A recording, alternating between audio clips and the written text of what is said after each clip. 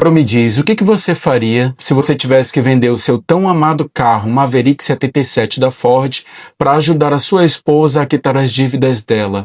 E em troca, a sua esposa te trai com um comprador do carro e o pior, foge com ele. O que você faria?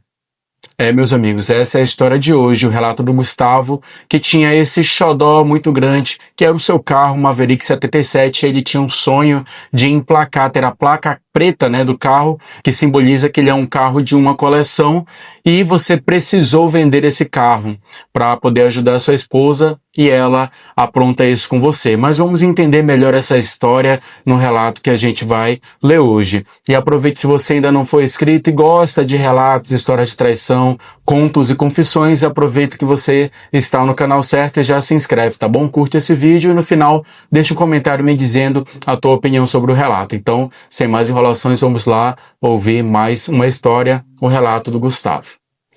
É estranho começar a revirar essa história dessa forma.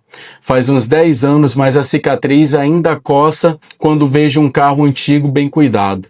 Meu nome é Gustavo e eu era o arquiteto que abraçava freelances de design para tentar pagar as contas. E ela era Juliana, a psicóloga, linda, intensa, o tipo de mulher que preenchia o ambiente. Passamos 4 anos juntos, morando em uma casa alugada, construindo o que parecia ser a base de uma vida sólida. A nossa relação era como a maioria dos casamentos brasileiros no início. Paixão, planos e muita cumplicidade. Mas o nosso verdadeiro xodó, o terceiro elemento do nosso relacionamento, era o meu carro, o Ford Maverick 77 azulão. Um bebezão beberrão que era o meu orgulho. O Maverick não era só um carro, era um projeto de vida. Eu investia cada centavo que sobrava com peças e funilaria, sonhando em um dia em que ele teria a tão sonhada placa preta, aquela certificação de originalidade para carros com mais de 30 anos. O nosso rolê, o nosso lazer era o Maverick. A gente fazia viagens curtas, pegando a estrada com o ronco forte daquele motor, o vento no rosto. Nesses momentos a gente voltava a ser aquele casal que se devorava no banco de trás quando éramos jovens. Não que a nossa vida sexual fosse ruim, longe disso. No começo éramos fogosos, a intimidade era intensa, uma entrega total que deixava o corpo quente e a alma leve. Juliana era uma parceira de cama incrível, sempre atenta aos meus desejos e eu aos desejos dela. A gente se entendia no toque, no calor, naquela conexão primitiva que o ato sexual proporciona. Mas a vida, cara, ela tem uma forma sutil de ir minando as coisas. O Maverick exigia atenção e dinheiro, e a gente estava construindo carreira, a Juliana com um consultório e eu com os projetos de arquitetura e design. Era uma loucura de trabalho que começou a sugar nossa energia. O carro era a nossa válvula de escape, a nossa bandeira de que a vida não era só boleto. E a Juliana entendia isso. Ela me apoiava no projeto da placa preta, sabia que era mais do que o hobby, era o meu sonho de consumo, o meu legado talvez. Eu via a placa preta como o símbolo do sucesso que a gente teria. Quando o Maverick estivesse impecável, seria sinal de que a nossa vida também estaria. Mal sabia eu que o carro seria a peça-chave na maior reviravolta e traição da minha vida. Tudo ia começar com as dívidas dela. Aos poucos, a rotina pesada foi roubando a cor do nosso casamento, como ferrugem em uma peça de metal. O nosso tempo juntos se resumia à noite de silêncio, onde o trabalho do teclado do notebook da Lugiana e o meu, rabiscando projetos, eram a trilha sonora. O cansaço era físico, mas se manifestou na falta de tesão na distância dos corpos. As investidas de carinho que eu tentava, aqueles toques que antes eram convite de êxtase, agora encontravam um corpo tenso e uma mente ocupada. A Juliana sempre dizia: hoje não, amor, tenho que resolver isso, a cabeça está a mil. E eu entendia, claro, o trabalho dela como psicóloga, lidando com o peso emocional das pacientes, era exaustivo. Eu sentia a falta daquela nossa forma intensa de nos conectarmos, daquela entrega onde a gente esquecia o mundo e se encontrava no calor de um braço que era mais do que afeto. Nossos encontros de corpos ficaram frios, mecânicos e depois quase inexistentes. O problema era que Juliana estava cada vez mais tensa, mais ausente. E não era só o trabalho. Um dia ela confessou com a voz embargada que tinha acumulado uma dívida, envolvimento em um negócio da família que deu errado, talvez, ou uma má gestão de finanças do consultório. Ela era reservada com as coisas, mas o peso da dívida começou a afetar o sono e a paz dela. Eu, como um parceiro, abracei a causa. Começamos a trabalhar como loucos. Eu aceitava qualquer freelance de design que aparecesse. A gente brigava por exaustão, por estresse financeiro, e a raiva se manifestava no que era mais íntimo, a falta de desejo. Era como se o corpo dela estivesse bloqueado pelo medo e pela preocupação, e eu, com a minha libido alta, me sentia cada vez mais frustrado, carente daquela conexão que nos fazia esquecer dos problemas. Aos poucos começamos a analisar os gastos, cada centavo era contado, e foi aí que o Maverick entrou na mira. Eu estava gastando uma fortuna com peças importadas para a placa preta.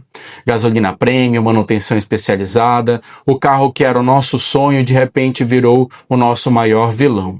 O símbolo do nosso luxo irresponsável em meio ao caos. Eu precisava tomar uma decisão dura, que ia contra o meu coração de entusiasta.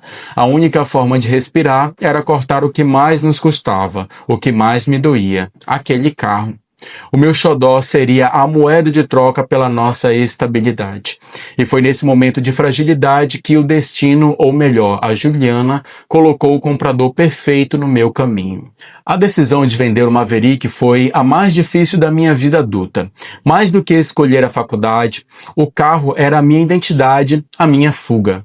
Mas, olhando para a Juliana, para o rosto abatido dela e para pilhas de contas que pareciam crescer sozinhas, eu soube que não tinha escolha. Era o Maverick ou o nosso futuro. E naquele momento eu ainda acreditava que o nosso futuro, o meu e o dela, era a coisa mais importante. Eu disse a ela numa noite, depois de uma planilha de gastos estouradas. Ela ficou em silêncio por um tempo e depois me abraçou. Um abraço de alívio que para mim parecia um abraço de despedida. Ela estava aliviada porque o fardo da dívida ia finalmente diminuir. Comecei a anunciar o carro, mas o Maverick 77 é um nicho. Não é qualquer um que investe tempo e dinheiro em um V8. Foi a Juliana quem trouxe a solução. Ela disse com uma naturalidade que hoje me causa arrepios que um colega dela, o Ricardo, também arquiteto, mas que dava aulas na faculdade, era fanático por carros antigos e tinha visto o meu em uma das nossas raras saídas. Ele estava interessado porque você não liga para ele, Gustavo. Ele me perguntou se o carro estava à venda. Ela sugeriu. Achei estranho, mas quem sou eu para ignorar um comprador de nicho? Liguei para o Ricardo, o cara era polido, direto e entendia de Maverick. Não precisou de muita conversa, ele veio até a nossa casa naquela mesma semana para ver o carro. Lembro dele dar uma volta no Maverick, passando a mão na lataria, avaliando o ronco do motor. Ele não estava interessado em um carro qualquer, estava interessado no meu Maverick, no projeto que eu tinha construído. O que me incomodou na época foi a maneira como a Juliana e o Ricardo interagiam. Havia uma cumplicidade, umas piadas internas de colegas de faculdade que me deixaram de lado. Ele olhava mais para ela do que para mim quando o assunto era o carro e o pior, Juliana estava estranhamente envolvida na venda. Ela ficava perto, explicando os detalhes que eu já tinha explicado, como se quisesse garantir que o Ricardo ficasse com ele. O negócio fechou rápido por um valor que cobriria todas as dívidas e ainda sobraria um bom respiro. Eu engoli o choro e aceitei. Ricardo deu um sinal, o Maverick seria dele em uma semana. Eu estava me desfazendo do meu sonho, mas aliviado por ter salvado o meu casamento. Eu só não percebi que o Ricardo não estava apenas comprando o carro. Ele estava comprando a chave que abriria a porta da minha casa e fecharia a minha vida com a Juliana. A última semana com o Maverick foi melancólica. Eu tratei o carro como um paciente terminal, dando os últimos banhos, verificando o motor, ouvindo o ronco dele com uma tristeza profunda. Eu sabia que aquele som, aquele cheiro de gasolina, o couro antigo não seriam mais meus. Eu senti a necessidade de uma despedida. Chamei a Juliana para a nossa última viagem juntos no Maverick. Um passeio sem destino, só para sentir a estrada e a vibração do carro. Era para ser um momento de união, de reafirmação do nosso casamento, essa parceria que sobrevivera à crise. No caminho, o silêncio era pesado. Eu tentei quebrar o gelo, falar sobre os nossos planos, sobre a liberdade financeira, mas ela estava distante. A gente parou no mirante da estrada, o sol se pondo no horizonte. Ali eu tentei reacender a chama, tentar um último momento daquela conexão intensa que a gente tinha antes do caos. A gente se beijou com urgência, com desespero. O corpo dela, que andava tão frio e bloqueado, se entregou de uma forma que me fez sentir um lampejo de esperança. Foi um ato físico de despedida daquela fase, uma tentativa de selar o recomeço. Foi bom, muito bom, mas parecia mais uma obrigação. Para nunca esquecer do que para sempre. Voltamos para casa exaustos e silenciosos. O sexo que era para nos ligar parecia apenas ter sublinhado a distância. No dia seguinte, o Ricardo veio buscar o Maverick. Ele chegou com um guincho, o que me irritou, mas ele disse que era para não dar quilometragem ao motor, que o plano dele era idêntico ao meu, placa preta. Vi ele inspecionar tudo, transferiu o dinheiro e o Maverick subiu no guincho. Lembro de ver o carro azul sumindo na rua, levando consigo não apenas o meu sonho, mas sem que eu soubesse, parte da Juliana. O carro se foi e as dívidas estavam pagas. Sobrou 40 mil, que era o nosso respiro, era a nossa chance de recomeçar. Eu me senti leve pela primeira vez em meses, livre do peso das dívidas e da responsabilidade do carro. A Juliana estava sorrindo, passamos a semana focado no trabalho, mas com uma paz inédita. Eu estava ansioso para planejar o nosso futuro, o nosso próximo passo, e eu não percebi que ela já tinha planejado o dela. A paz durou pouco mais de 3 semanas. Eu estava no escritório fechando um projeto de design que me daria um bom dinheiro. Liguei para a Juliana avisando que ia atrasar um pouco, mas ela não atendeu. Não me preocupei. A clínica dela às vezes exigia silêncio. Cheguei em casa perto das 9 da noite, a casa estava escura. Estranhei porque ela sempre deixava alguma luz acesa. Chamei, mas só o eco respondeu. O silêncio era diferente, era um silêncio oco de vazio. Comecei a andar pela casa, o guarda-roupa dela estava aberto, vazio, a cômoda onde ela guardava os perfumes e as joias estava limpa, na penteadeira apenas o espelho, nenhuma roupa, nenhuma escova de dente, nada que indicasse que Juliana morava ali. Eu senti um frio na espinha, uma negação imediata. Ela foi viajar, deve ter ido para a casa da mãe. Eu repetia isso para mim mesmo enquanto meu coração martelava no peito. Na mesa da cozinha, um envelope, papel timbrado de um bloco de notas que eu usava para anotar pensamentos rápidos. O bilhete era curto, direto e cruel. Eu lembro de cada palavra como se tivesse sido escrito ontem. Gustavo, eu não aguento mais a pressão, a dívida, o estresse. Eu te amo, mas não como antes. Eu preciso recomeçar do zero sozinha. É a única forma de eu respirar. Peguei o dinheiro que sobrou da venda do carro. Eu sei que é egoísta, mas eu não tenho como te pedir desculpas. Eu precisava disso para ter um novo começo e não precisar de você. Adeus, Juliana. A dívida foi paga, o Maverick foi vendido, o casamento estava supostamente salvo, mas o que ela fez foi vender o carro para pagar o passado e usar o dinheiro que sobrou, os 40 mil, para bancar o futuro dela e sem mim. Eu caí no chão, não chorei na hora, fiquei em estado de choque. O bilhete era a prova da frieza dela, o casamento de 4 anos jogado fora com um bilhete de 10 linhas. Eu tentei ligar, claro, o número estava bloqueado. Liguei para a mãe dela, que disse que não sabia nada sobre ela, ela havia sumido do mapa. Os meses seguintes foram um borrão de dor, bebida e confusão. Eu não conseguia entender por que o bilhete, por que levar o dinheiro, por que não conversar. Eu me afundei na tristeza, questionando cada momento, cada toque, cada palavra de amor que tínhamos trocado. Eu me sentia não apenas abandonado, mas roubado. Roubado do meu dinheiro, do meu futuro, do meu Maverick e da minha dignidade. Eu estava prestes a descobrir que o roubo era muito maior e que a placa preta tinha um significado muito mais sombrio. Meses se passaram, eu saí do fundo do poço graças ao trabalho, mergulhei nos projetos de arquitetura e design para não ter tempo de pensar, as contas voltaram a ser só minhas e o vazio da casa era preenchido pelo som dos meus desenhos no computador. Eu já não bebia tanto, mas a tristeza era uma sombra constante. Até que um dia o telefone tocou. Era um colega antigo da faculdade, o Dinho, um cara que, como eu, era apaixonado por carros. Ei, Gustavo, parabéns. Cara, eu vi o Maverick na rua, ficou animal, a placa preta deu um toque insano, do jeito que você sempre quis. Finalmente, hein?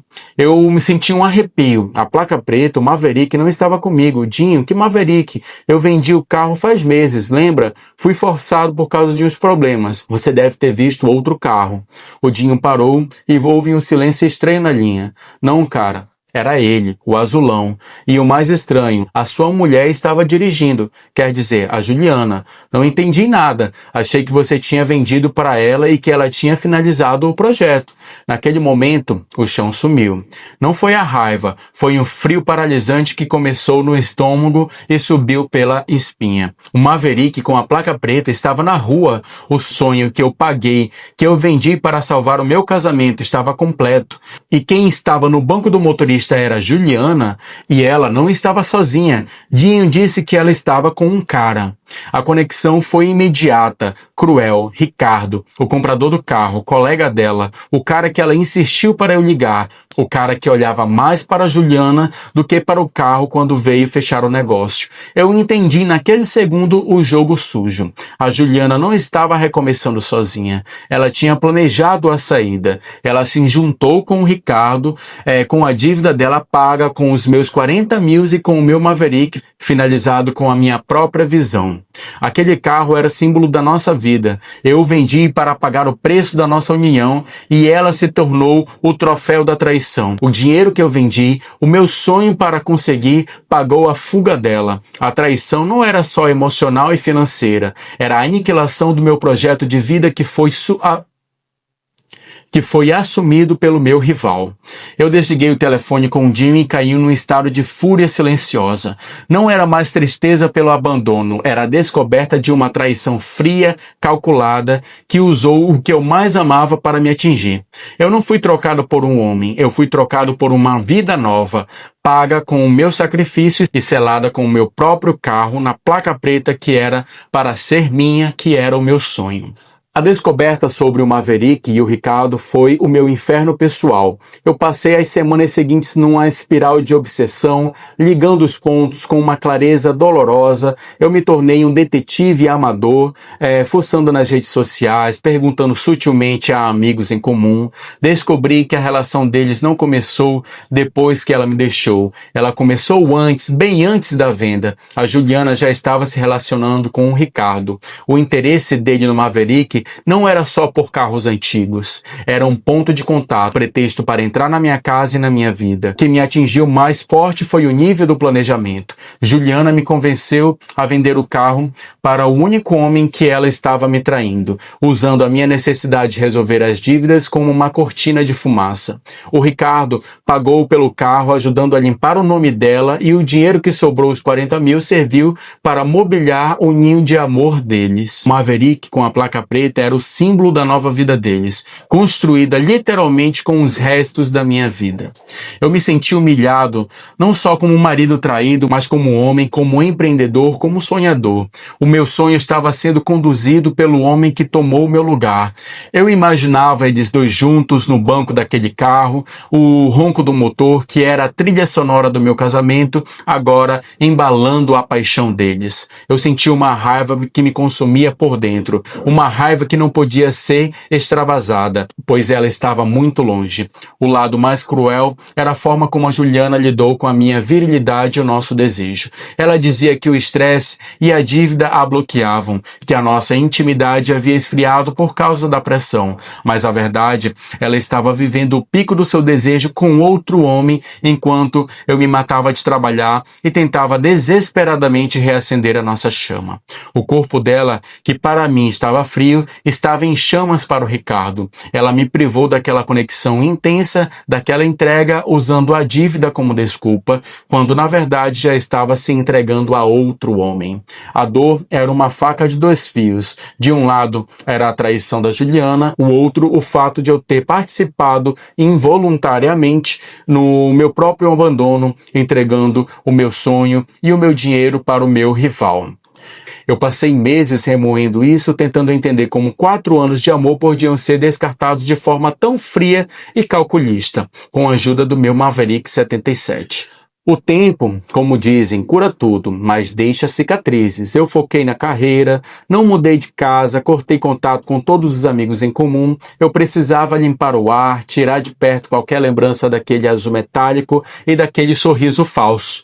Os anos passaram, eu estava bem sucedido, tinha o meu próprio escritório e minha vida de volta aos trilhos, mas a muralha que eu construí em volta do meu coração era alta. Eu namorava, claro, mas a confiança estava abalada. Eu evitava qualquer tipo de compromisso profundo. A Juliana e o Ricardo ficaram juntos por alguns anos. Eu recebia notícias esporádicas de terceiros. Eles viajaram, viveram a vida que o meu dinheiro ajudou a pagar. E o Maverick, pelo que eu soube, era o carro oficial do casal. O tempo passou e em algum momento as coisas desmoronaram para eles. O karma, talvez, ou apenas o fato de que um relacionamento construído sobre a mentira e a traição tem bases muito frágeis.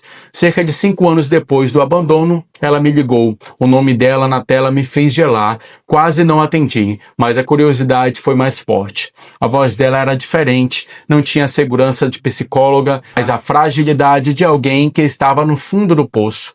Ela disse que se arrependeu de tudo, que a saída foi covarde, que o relacionamento com o Ricardo não era o que ela pensava. A clássica: foi um erro, sinto sua falta, podemos conversar? Eu estava balançado no fundo, apesar da raiva e da dor, ainda havia um resíduo daquele amor de 4 anos. A Juliana era a minha primeira grande paixão, a mulher com quem eu planejei a vida. A gente se encontrou algumas vezes em cafés, em locais neutros, a tensão era palpável, eu via o arrependimento nos olhos dela e o meu corpo reagia à presença dela. A memória daquela intimidade intensa que compartilhávamos, a gente beijou, aquele toque que me trazia de volta para a primeira fase do nosso casamento quase me convenceu.